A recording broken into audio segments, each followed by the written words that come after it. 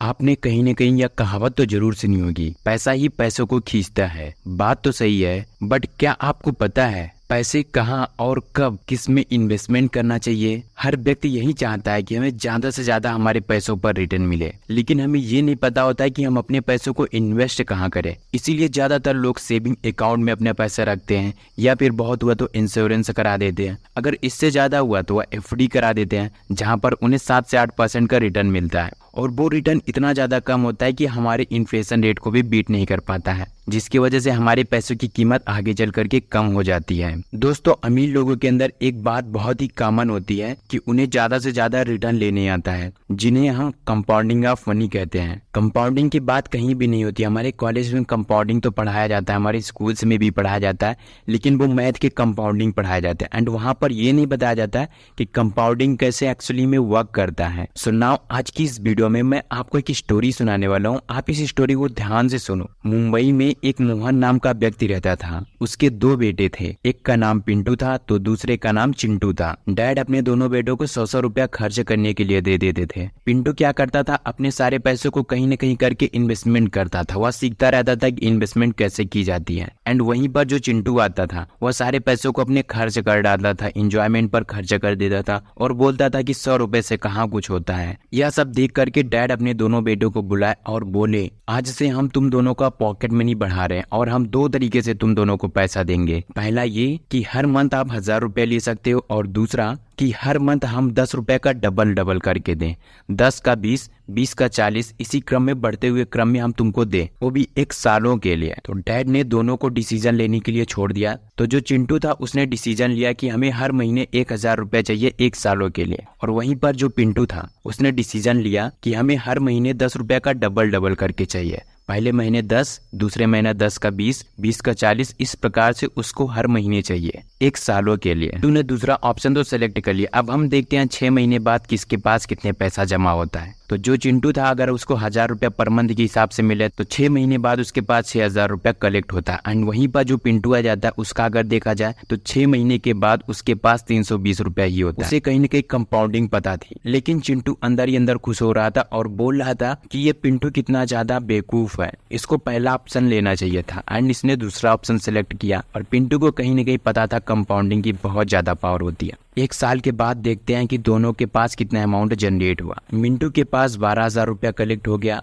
And वहीं पर जो पिंटू था उसके पास 20,480 रुपया जनरेट हुए। ये होती है पावर ऑफ कंपाउंडिंग। अगर आपको पैसा डबल करके मिलना है तो आने वाले टाइम पर उसकी कीमत बहुत ज्यादा हो जाती है, क्योंकि स्टार्टिंग में हमें नहीं पता चलता। 6 महीने पर जहां पर उसको 320 रुपया मिला था, वहीं 6 महीने बाद उसी पैसों को लेकर के 20,480 रुपया हो गया। तो ये होती है रियल पावर ऑफ कंपाउंडिंग। एक 10 रुपए का अमाउंट 20,480 रुपए में कन्वर्ट हो सकता है। आपको भी कंपाउंडिंग सीखना चाहिए, और कंपाउंडिंग को अपनी इन्वेस्टमेंट जर्नी में जरूर शामिल करना चाहिए। आपका एक पोर्टफोलियो होता है, उनमें से कुछ % आप कंपाउंडिंग वाले पार्ट में जरूर इन्वेस्टमेंट करना, ताकि आगे चल करके आपको अच्छा खासा रिटर्न मिलता रहे एंड आप भी कंपाउंडिंग को एंजॉय कर पाओ। इसीलिए कंपाउंडिंग को अल्बर्ट आइंस्टीन ने 8वां अजूबा कहा है। Let's understand compounding in investment. अब हम समझते हैं कि कंपाउंडिंग का कितना ज्यादा पावर होता है इन्वेस्टमेंट के अंदर। 3 दोस्त थे, एक का नाम राम था, दूसरे का नाम श्याम और तीसरे का नाम मोहन था। तीनों कॉलेज से अभी जस्ट पास आउट हुए थे और उनकी जॉब लग गई थी। तीनों की एज 20 से 21 साल के आसपास थी, और तीनों ने डिसाइड किया कि अब मुझे इन्वेस्टमेंट करना शुरू कर देना है। ठीक ठाक पैसे कमा लेते थे, और तीनों ने डिसाइड किया कि मुझे 10,000 रुपया पर मंथ के हिसाब से इन्वेस्टमेंट करना, वो भी 30 सालों के लिए।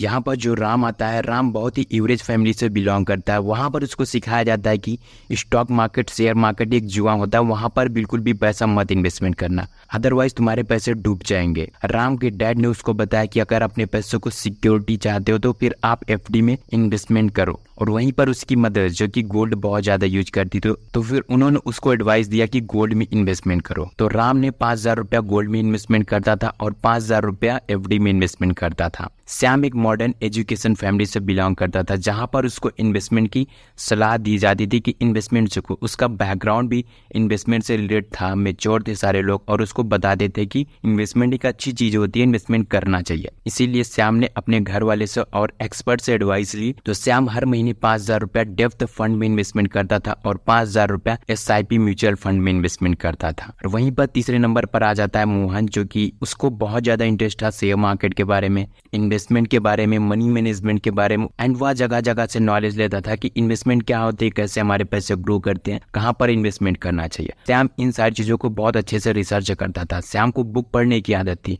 वो हमेशा इन्वेस्टमेंट से रिलेटेड बुक पढ़ता रहता था। वॉरेन बफेट की हिस्ट्री सुनता रहता था कि वॉरेन बफेट कैसे इतना अच्छा खासा रिजल्ट जनरेट किया, एंड वह कंपाउंडिंग की पावर को भी समझता था कि लॉन्ग टाइम में कितना ज्यादा इफेक्ट करता है पावर ऑफ कंपाउंडिंग। तो मोहन ने डिसीजन लिया कि हमें स्टॉक मार्केट के इंडेक्स फंड में इन्वेस्टमेंट करना है, जिसकी वजह से मोहन को अब 15% का रिटर्न मिल रहा था। तीनों की एज 20 साल थी, तो तीनों ने सोचा था कि मुझे 50 साल तक इन्वेस्टमेंट करना है, जिसकी वजह से तीनों 30 साल तक इन्वेस्टमेंट किया अपने पैसों। उन्होंने इन्वेस्टमेंट किया तो उसका प्रिंसिपल अमाउंट था 36 लाख रुपया। अब राम ने एफडी में इन्वेस्टमेंट किया था, जहां पर उसको 7% का रिटर्न मिलता था, जिसकी वजह से एफडी में उसको 61 लाख रुपया का अमाउंट जनरेट हुआ, जहां पर उसको 7% का रिटर्न मिला था। तो उसके पास 61 लाख रुपया जनरेट हुए थे 30 सालों में एफडी से। एंड सेकेंड जगह पर उन्होंने इन्वेस्टमेंट किया था गोल्ड में, जहां पर उसको 8% का रिटर्न मिल रहा था, और 18 लाख रुपया इन्वेस्टमेंट किया था तो उसको मिला था 74 लाख रुपया। तो टोटल जो राम का अमाउंट हो जाता 1.35 करोड़ रुपया हो जाता। आपको पता है कि आज महंगाई कुछ और है, तो 30 साल बाद महंगाई कुछ और हो जाती है। 30 साल बाद उसकी जब महंगाई बढ़ रही तो एफडी पर उसको 7.5% का रिटर्न मिला, हम मान के चलते हैं। तो क्योंकि महंगाई भी तो बढ़ रही, तो महंगाई के अकॉर्डिंग पैसों को भी कैलकुलेट किया जाता, तो जिसकी वजह से श्याम के पास 36 लाख रुपया ही बचे अगर हम एवरेज देखें तो फिर, और सारा कुछ महंगाई के अंदर माइनस हो गया। एंड सेकेंड थिंग वहीं पर आ जाते हैं श्याम ने डेप्थ फंड में इन्वेस्टमेंट किया था, जिसकी वजह से उसको 61 लाख रुपया अमाउंट मिला था। एंड 50% अमाउंट को एसआईपी में इन्वेस्टमेंट किया था, जहां पर उसको 2.14 करोड़ का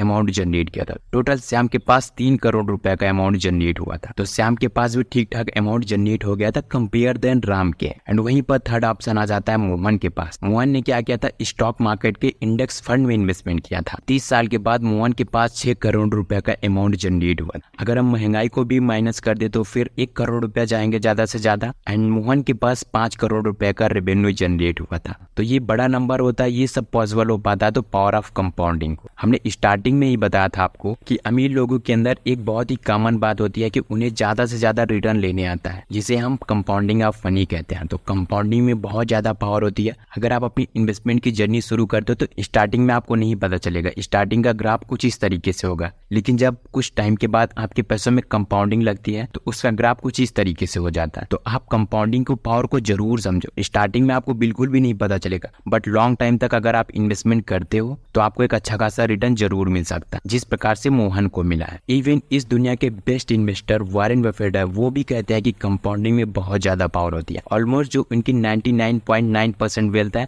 वह कंपाउंडिंग की वजह से जनरेट हुई है, वो लॉन्ग टाइम की वजह से जनरेट हुई है। शॉर्ट टाइम में तो आप इधर उधर करके पैसे निकाल लोगे, बट अगर आपको एक लंबा गेम खेलना तो इसके लिए टाइम लगता है, आपको कंपाउंडिंग को समझना पड़ेगा। वॉरेन बफेट ये भी बात कहते हैं कि अगर आप स्टॉक मार्केट से बहुत ज्यादा आपको डर लगता है तो स्टॉक मार्केट के इंडेक्स फंड में इन्वेस्टमेंट कर सकते हैं, जो कि बेस्ट ऑप्शन है, जिस प्रकार से मोहन ने अपने पैसों को इन्वेस्टमेंट किया था। सो आप भी इन सारे रूल्स को फॉलो करके इन्वेस्टमेंट कर सकते हो और लॉन्ग टाइम के लिए अपने लिए एक अच्छी खासी वेल्थ जनरेट कर सकते हो। सो दोस्तों, ये थी आज की वीडियो। आई होप आपको इस वीडियो में जरूर कुछ ना कुछ सीखने को मिला हो। अगर आपको ये वीडियो अच्छी लगती है तो वीडियो को एक लाइक कर देना, और इसी तरीके से आप और भी वीडियो देखना चाहते हो तो इस चैनल को अभी सब्सक्राइब कर लेना। सो सब्सक्राइब नाउ, मिलते हैं हम किसी अगले वीडियो में। तब तक के लिए thanks for watching this video.